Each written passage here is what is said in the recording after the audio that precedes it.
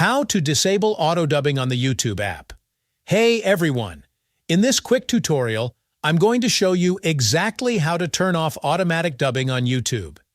So if you're tired of hearing those dubbed voices instead of the original audio, just follow along step by step and I'll help you fix it. Alright, let's dive in. Open your YouTube app on your phone.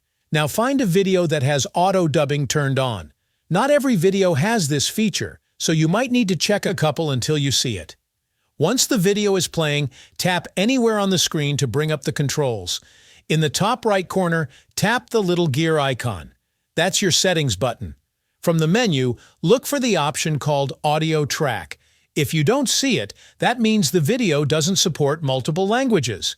In that case, just try another video.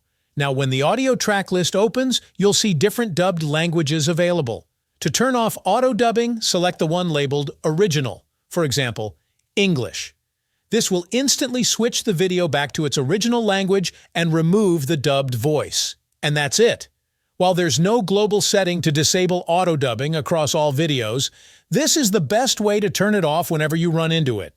If this helped you out, make sure to hit the like button and subscribe for more quick and easy tutorials.